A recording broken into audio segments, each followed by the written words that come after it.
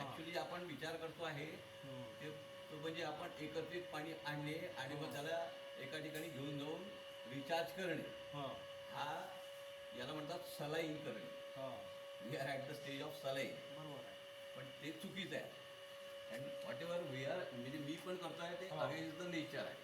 बरोबर. पण with the nature काय डायरेक्टच पाणी पर्क्युलेट झालं पाहिजे जमिनीत.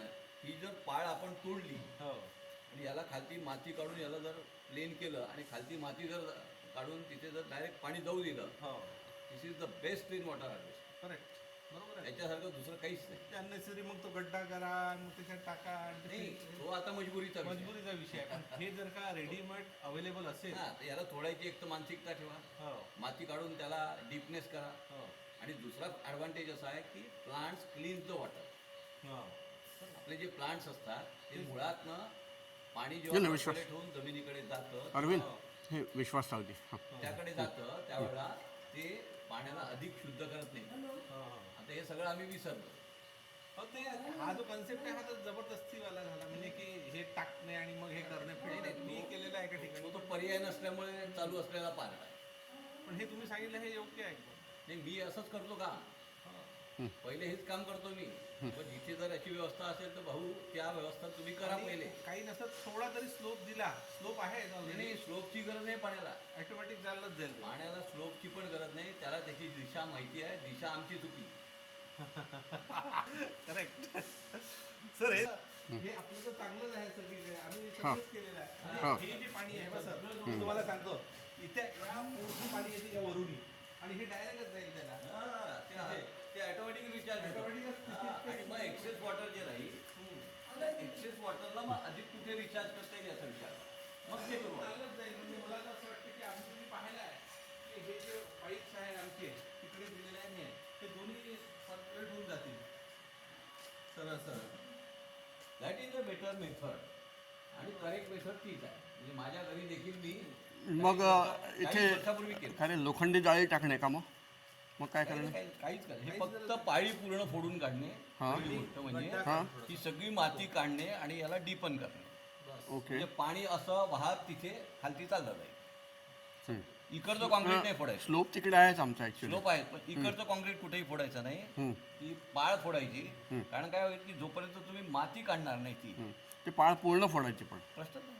अच्छा. पाणी जाईल कसं नाही. अडलेलं आहे ना पाणी अडतं आणि मग ते तिथे अडतं आणि असं निघून जातं. हो हो तिकडे जातं. हो आणि हो हो मग म्हणतो आम्ही पूर आला. पूर कशामुळे येतो? आपल्या कॉन्क्रिटिंगमुळे. आपण आपल्या सरकारला दोष देतो आहे की तुम्ही कॉन्क्रीट करताय म्हणून ही समस्या आहे. असं नाही आहे. पहिला आपणही कॉन्क्रीट केलं ना. आपण कुठे जागा शिल्लक ठेवली आहे असा विचार केला. खरी गोष्ट. टाऊन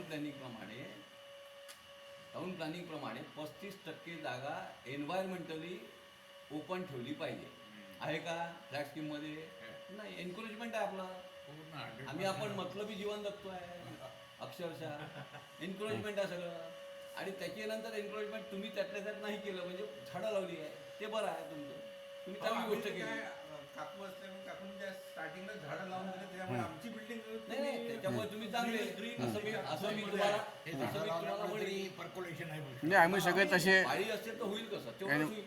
एन्व्हायरमेंट कॉन्शियस आहे. मी सगळे लोक म्हणजे त्याच्याबद्दल ऑल 6. हां हां त्याच्याबद्दल मी तुम्हाला धन्यवादच म्हटलं ना पहिलेच हो, हो. की तुम्ही ते केलं. बिलकुल, बिलकुल. तुम्ही करेक्शन नाही जर का आम्हाला पहिलेच माहित असतं 18 वर्ष पहिले तर आम्ही ते खोलच केलेलं असतं थोडं. हां हो हो भलेही आम्ही काय केलं असतं कमीत कमी पाय बनवतो त्याच्यात जाळ्या देऊन ते पाणी- आता तुम्ही हा. काय करू शकता अजूनही याच्यात ते होऊ शकतो होत किंवा ते असं नाही आहे. परंतु TDS आहे मग ते होणार नाही असल्यातला भाग नाही. आता काय करावं लागेल मग तुम्हाला इथे बोर्ड मारावे लागेल. हो. ठीक आहे. इथे तुम्ही एक बोर्ड झाडांच्या मध्ये मध्ये बोर्ड मारत आणले आणि इथून पाईप टाकून त्या बोर्डमध्ये डायरेक्ट पाणी सोडलं तर होईल. ही स्पीडनी जाते ना हा. पाणी. पण तेवढ्या स्पीडनी त्याची घेण्याची कॅपॅसिटी नाही किती राहते. हा. मास जागा त्याला मिळते. आता काय तुमची लिमिटेड जागा आहे. हो.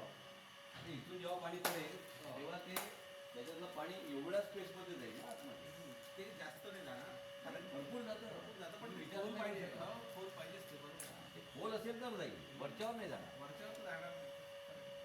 कारण किती तुमची मातीच नाही पाहिजे ना 10-18 वर्षात. माती वाहणे नाही माती ही आत गेली आमची. बरोबर आहे. आम्ही माती शुद्ध माती टाकली. वाहण्याची प्रक्रिया नाही झाली ना, हा. ती आतमध्ये गेली याचा अर्थ तिची कपॅसिटी आहे घेण्याची. हा पाण्यासहित माती घेण्याची आमचं कपॅसिटी काय आहे. होतं सर, पहिले हे एवढंच होतं, आम्ही पुन्हा हा रद्दा चढवला.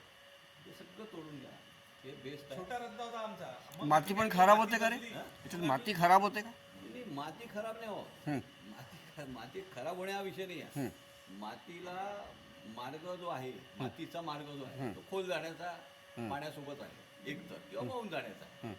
जर तिला जागा मिळाली तर ती पाण्यासोबत खालती जाते. हा, सूक्ष्म आहे ती. स्टार्टिंगला गेली तिला असेल. मग आम्हाला ती तेवढं तडकते की पाणी पण द्यावं लागणार नाही झाडांना तिला ती तडकते एखाद ना. वेळेस. उन्हाळ्यामध्ये माती तडकते हो ऑल ओव्हर इंडिया. हं. कुठेही जातो मी, तडकलेल्या मातीमध्ये पहिला जेव्हा पाऊस पडतो तेव्हा सगळं पाणी झिरपतं. हं. त्याच्यानंतर भारतात कुठेही आजच्या तारखेला पाणी झिरपत नाही. काय सांगतो हो, अरे बापरे हे फार कठीण आहे. मग पाणी जे भारतात नागपूरचा विचार केला, हं, पॅक्ट होऊन जाते ते. परवा 5,000 कोटी लिटर पाऊस पडला. 5,000 कोटी लिटर पाऊस परवा. बरं आणि तो डायमेन्शनली जर विचार केला हं. तर वाहून जाण्याच्या प्रक्रियेचाच होता, कारण सगळं कॉन्क्रीट आहे. पूर्ण वाहलं ते पाणी.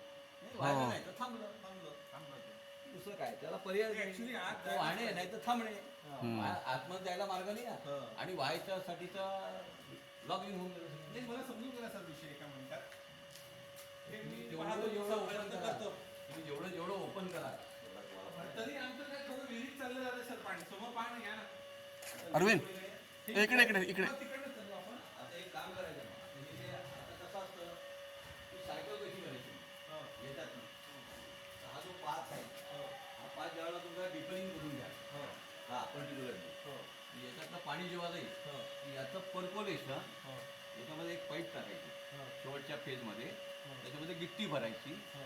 समजलं, हो. त्याच्यात तोंडा वाढते की जेणेकरून माती जाणार नाही. हो. आणि ती गिट्टी भरून टाका हो. आणि त्याच्यातनं पाण्याला जाऊ द्या. ते विहिरीत चाललं फिल्टर होऊन. तेव्हा मी तुम्हाला सांगायला प्रत्यक्ष येईल हो बरोबर करेक्ट कसं करायचं. तुम्ही जर हे पहिला फेज केला तर दुसऱ्या फेजला मी येईल. हो, गिट्टी टाकली तर माती जात नाही. पाणी जाईल ना, आपल्याला पाणी गेलं पाहिजे, महत्वाचं आहे. आमचं काही ती पाणी विहीर कोणी गेली?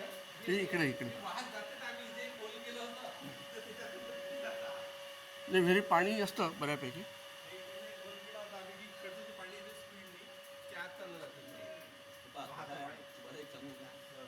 पाण्याला आजची तारीख जी आहे ती सलाईन आहे. आपल्या सगळ्या नजर सलाईनवर आहे, तसं आपल्या सगळ्या विहिरी सलाईनवर आहे. सगळं बोरवर सलाईन होतं. आणि सलाईन म्हणजे काय, ॲडमिट केल्यानंतर इथे लावा लागतं, बरोबर आहे. आता इथून निघालेलं पाणी याच्या खाल्लं कसं जाईल याची चिंता करा, वरनं नाही.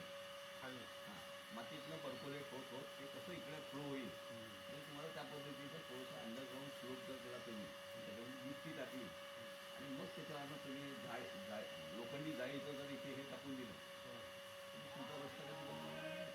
पाणी तिच्या आत जाऊन चाललं जातं. आणि ही जी मेथोडॉलॉजी आहे ना, ती ठीक आहे. आपण आता काहीतरी सुस्त म्हणून करतो, हा जो पार्ट आहे हा वेगळा पार्ट आहे. म्हणजे इकडे तसंच करू मग हां, इकडे आणायचं ते येतं मग ऑटोमॅटिक. ते मग करावं नाही लागत. तुम्ही ती प्रोसेस करून ठेवली ना, ती प्रोसेस आहे. हो स्वतःच येऊन प्रोसेस जातं ओपन करून ठेवली, आता सगळी प्रोसेस लॉक आहे. हं, आणि ती सरकत नाही, हं, सरकत नाही ना. काय स्टेप त्यांनी बरोबर सांगितलं. पहिले ते खोल करणं मधून पहिल्यानं बाकी सुरुवातीला केल्या ना, हं. तिथे खूप पाणी झालं जाईल. आपल्याला हे करायची एखाद्या मला हे करायची गरज नाही. हां इथपर्यंत होऊ शकतं. हां ते येऊ करेक्ट शकतं. करेक्ट कारण की करेक्ट ती आपली जागा भरपूर आहे आणि ते जाऊ शकते. चारही बाजूनी जागा मिळेल. आणि समजा जास्तीचं पाणी ओव्हरफ्लो झालं तर क्षमता संपली जमिनीची घेण्याची. नाही पण ते विहिरीकडे पाणी येणं तसा फायद्याचं आहे ना, मग ठीक आहे. फायद्याचं आहे ना तसं. अरे बाबा, तेच पाणी यायला पाहिजे.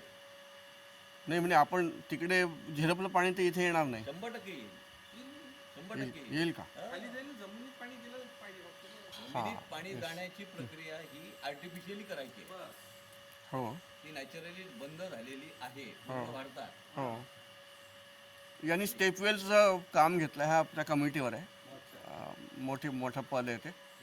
म्हणजे जिथे स्टेपवेल आहे बावडी जिथे आहे खूप ठिकाणी आहे. इथे पाऊस पडणार किती आणि पाणी आतमध्ये जाणार किती, असा विषय आहे ना. बरं, या इथे केलेल्या याच्यावरती एक जर होल मारलं असतं तुम्ही इथून, तर पाणी गेलं तरी पाणी ते पण ते तुम्ही म्हटलं ना, ते माती गेली असते त्याला गिफ्टी हे गिफ्टी लागतात. मग ते टाकावं लागतं. फार मोठं आहे. मग ते काय माती ते झाडं मोठे झालेले आहे सगळे. खालीच जातील. हो. त्यामुळे माती काढून घ्या, पाण्याला जाऊ द्या. ठीक आहे सर. पहिला फेज करून घ्या. या फेजमध्ये तुम्हाला येणारा उन्हाळा जर चांगला राहिला हो. तर तुम्हाला बाकी करायची गरज नाही.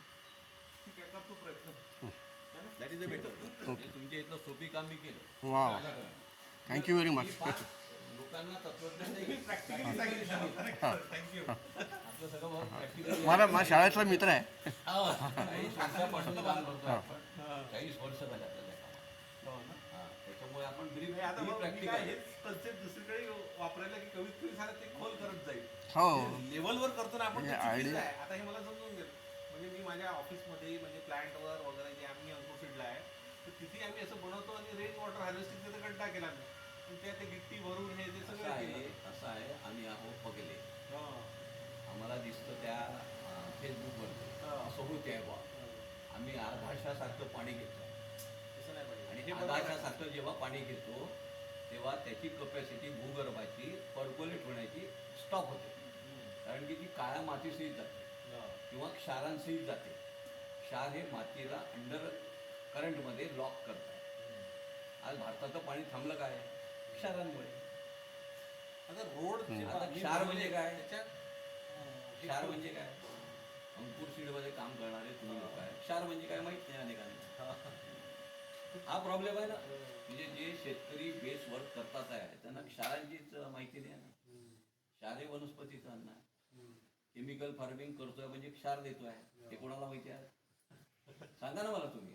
हे MSc झालेले आहेत, यांना पण आज माझ्याकडनं शब्द कळला असेल कदाचित. क्षार हे वनस्पतीचं अन्न आहे आणि तुमच्या माझ्या शरीरामध्ये क्षार चालले आहेत म्हणून ब्लॉकेजेस आहे, म्हणून किडनीचे प्रॉब्लेम्स आहे, म्हणून ब्रेनचे प्रॉब्लेम्स. आता हे मी तुम्हाला जर समजून सांगितलं तर मला अर्धा तास द्या तुम्ही. मी तुम्हाला क्लीन करतो एकदम अर्ध्या तास. की तुम्ही आयुष्यभर मी सांगेल त्या मार्गाने चाला. इतकं सोपी आहे. आणि त्याच्यासाठी जी टेक्नॉलॉजी तयार आहे, तुमच्या शरीरात क्षार जाणार नाही. इतकं सांगतो, इतकं काम करतो आपण त्याच्यावर बेसिकली. कारण क्षार हे माणसाचं अन्नच नाही आहे. आणि क्षारयुक्त अन्न, क्षारयुक्त पाणी, क्षारयुक्त हवा हे आमच्यासाठी कारणीभूत ठरलेलं आहे आमच्या रोगराईसाठी. आणि क्षार म्हणजे नायट्रेट्स. नायट्रेट्स कुठे जाते? ज्याचं अन्न त्यालाच पाहिजे. आता समजा विचार करा किंवा मी तुमच्या सगळ्या 10 लोक बसले, मी 10 लोकांच्या समोर 10 पोळ्या टाकल्या. ज्याला जेवढे खायचे तेवढेच खायचे. बरोबर आहे. म्हणजे प्लांट्सला पण आम्ही अन्न टाकलं रासायनिक खतांसारखं, तर प्रत्येक प्लांट्सचं अन्न वेगळं आहे. मग आम्ही सगळ्यांनाच एकसारखं टाकून चालेल का? म्हणून आमचे प्लांट्स जळतात. ती बारूद आहे ना. नायट्रेट इज अ बारूद. पण ते क्षारही आहे ना. पण ते डायल्यूट केल्यावर ते झाडांना घेता येतं. म्हणून मग पावसाळ्याच्या दिवसामध्ये समजा गॅपने पाऊस आला तर आमची शेती करपून जाते ना. उभं असलेलं पीक आमचं करपून जातं. ज्याच्याकडे स्प्रिंकलर आहे तो पाणी देतोय, ज्याच्याकडे नाही आहे त्याच्या शेतावरचं नुकसान अतोनात होतं. हे सगळं मी सातत्याने अभ्यासाच्या अंतर्गत मी तर याच्यातला तज्ञ आहे. मी मेकॅनिकल इंजिनियर आहे. अच्छा. हा. आणि मी एकदम बारकाईने अभ्यास केला आणि हा बारकाईने अभ्यास करत असताना जडापर्यंत गेलो. What is the cause? भारतामध्ये मी तुम्हाला एक छोटंसं उदाहरण देतो शेवटचं, म्हणजे तुम्ही समजून जाल माझा पूर्ण विषय. आपल्या देशातले इंग्रजांनी बांधलेले सगळे बांध, सगळे पूल हे खालच्या स्तराचे आहे आणि आम्ही सगळे पूल बांधले ते वरच्या स्तराचे. काय कारण असेल? दोघांनी बांधले, यातायात सुरू राहिली पाहिजे म्हणून. बरोबर. आणि इंग्रजांनी बांधलेल्या पुलाच्या नंतर कालावधी होता 100-150 वर्षाचा. त्यावेळेला आमच्या देशामध्ये एक प्रकारची शेती होती, तिला आम्ही जैविक शेती म्हणतो. आणि आम्ही जी शेती केली, आमच्या देशाच्या राज्यकर्ते जिथे चुकले, पंडित नेहरूचं मॉडेल कोलॅप्स कुठे झालाय? रासायनिक शेती. बिलकुल खरं आहे. आणि रासायनिक शेतीने देशाचा सत्यानाश नाही, जगाचा सत्यानाश केला. ग्रीन रिव्होल्युशन ना. ग्लोबल वॉर्मिंग नावाचा जो विषय आहे हा रासायनिक शेतीमुळे घडलेला सगळ्यात मोठा प्रघात आहे. पहिला 5 year प्लॅन है ना. मी जर तुम्हाला सांगेन की आपली शेती ही प्रदूषणाचं उत्तर होती जगाचं, जोपर्यंत आपण करत नव्हतो. इतकं मोठं तत्वज्ञान आहे त्याच्यात. आता हे जे तत्वज्ञान आहे ते तत्वज्ञान हे प्रॅक्टिकल आहे, टेस्टेड आहे, मान्य तर आहे आणि त्या पास्ट आहे. पण पण मग आमच्या बारमाही नद्या कशा वाहत होत्या? आज का नाही वाहत? आमचे ओढे बारमाही वाहत होते, का नाही वाहत? आमचे नाले स्वच्छ वाहत होते, का नाही वाहत? बाजूच्या नाल्यातलं पाणी पिलं मी नागनदीच्या 75व्या मध्ये. ते स्वच्छ होतं तेव्हा. याचं कारण असं आहे की पर्कोलेट होऊन गेलेलं पाणी इको फिल्टर मधनं जायचं आणि मग ते आमच्या शाळेच्या मागेच होते ना का रे? प्रवास येतो. आपल्या शाळेच्या मागेच होती. पहिले नाल्याचं वाचता येतं त्यांचं. नाही नाही नाही. आता बरोबर आहे. आज हा समस्या झालेला आहे भारताचा. याच्यासाठी इको फिल्टर करणं, जैविक शेती करणं, ती कशी करायची याचं सगळं प्रशिक्षण आणि काम गेल्या 40 वर्षापासून करतो. यांचं ओलावा फाउंडेशन म्हणून आहे, अच्छा. फार चांगलं, म्हणजे मी मेंबर आहे त्याचं. पूर्ण आपला हे आहे बाकायदा, आणि बाकायदा टेक्निकली करतो आहे. एक म्हणजे अनेक कृषी तज्ज्ञ माझ्याकडे पाहून शून्य झाले. हा. अरे तुम्ही त्यात करताय, पण बरोबर आहे. अनेक डॉक्टर फेल झाले माझ्याशी चर्चा करतात. याचं कारण तू किडनीचा प्रॉब्लेम सांगतो म्हटलं 80% पाणी आहे शरीरात भाऊ, केमिकल युक्त पाणी पितोय. वॉटर ट्रीटमेंट प्लांट मधून आलेलं आपल्या घरी पाणी मृतवत पाणी आहे. माणूस जिवंत आहे, जिवंत पाणी पाहिजे. झाडांनाही जिवंत पाणी पाहिजे, माणसाने जिवंत पाणी पाहिजे. तेव्हा माती जिवंत राहते, माणूस जिवंत राहते. असं हे सगळं समीकरण आहे. Ecology, economics increases. If ecology is dead, economics reduces. असा हा सगळा आत्मभाव आहे. जिवंत पाणी पाहिजे. आणि म्हणून ओलावा जर निर्माण करायचा असेल मनामनातनं, तर त्या ओलावाच्या मागचा मूळ उद्देश आहे की जमिनीतला ओलावाच माणसाला जिवंत ठेवण्यासाठी काम करतो. ओलावा फाउंडेशन आणि म्हणून आरामात बिलकुल. हो, अरे आम्ही शाळेत नळाचं पाणी प्यायचो ना, आरामात नळाचं पाणी प्यायचो. हो, शाळेत नळाचं आपण असं यांनी प्यायचो नाही का. पारडीचे लोक ते पाणी आपल्या घरी भरून नेत होते, आणि आम्हीच सगळे लोक सगळ्या नद्यांचं पाणी डायरेक्ट पित होतो. आज कोणी पिऊ शकतं? मी तुम्हाला पिऊन दाखवतो. पण तुम्ही म्हणाल त्या नदीचं पाणी पिऊन दाखवतो डायरेक्टली. आणि ते टेक्नॉलॉजिकल वर्क केलं. ते टेक्नॉलॉजी आमच्याकडे आहे उपलब्ध. आपण त्याचा उपयोग करावा आणि फायदा घ्यावा. आपण नाही घेतला, आपण 70-75 वर्षाचे झाले तर आपल्या पुढच्या जनरेशनला द्यावा. ही टेक्नॉलॉजी तयार. आपल्या घरात आरो लावले, कसे काय लावले? बाकीच्यांनी लावले म्हणून मी लावले. जे मोठमोठे किल्ले होते चूक आहे. Mistake of life. It's a mistake of life, not for you, for the next generation. Next generation जगणं कठीण आहे बरं. तुम्ही तरी जगले, हे तर लवकर कोलॅप्स होती. कारण त्याच्यातनं नायट्रेट्स म्हणजे क्षार कोणतंही मशिनरी वेगळं करू शकत नाही. आणि म्हणून आरो प्लांट जे आहेत, या सगळ्या आरो प्लांट्सला त्यांचे जे फिल्टर्स आहेत ते सगळे 3-4 महिन्यानंतर आपल्याला बदलावे लागतात. काय कारण आहे? क्षारांमुळे नाही प्रॉब्लेम. ते क्षार असलेले युक्त पाणी, म्हणजे नायट्रेट युक्त असलेलं पाणी क्रिएट पॉल्युशन. पॉल्युशन म्हणजे काय? तर बॅक्टेरियल डेव्हलपमेंट इन वॉटर. आता हे ओळखायचं कसं? अतिशय सिंपल. तुमच्या घरात समजा मग्गा 24 तास पडलेला राहिला तर त्याला चिकटपणा येतो. कसं काय? चिकटपणा असलेलं पाणी आपण पितो. ते चिकटपणा जसा आपल्या मग्ग्यावरती येतो, तोच चिकटपणा आपल्या त्या आरोच्या फिल्टरवरती येतो. आणि हा त्यांनी धंदा चालवला. It's a big business. आणि बिस्लरीची बॉटल क्रश करून का बरं फेकायची? कारण काय? त्याच्यामध्ये हे क्षार आणि हा स्लाईम डिपॉझिट होतो. हा. आणि माझ्याकडची बॉटल आजपर्यंत 25 वर्षात मी कधी धुतली नाही साबणाने. म्हणून प्लास्टिक माझ्या शरीरात जाणारच नाही, याची फुल गॅरंटी आहे मला. क्षारयुक्त पाणी, क्षारयुक्त बॉटल, आणि म्हणून प्लास्टिक जे म्हणतोय मायक्रोप्लास्टिक ते आपल्या शरीरात चाललं आहे. अदरवाईज काही कारण नाही.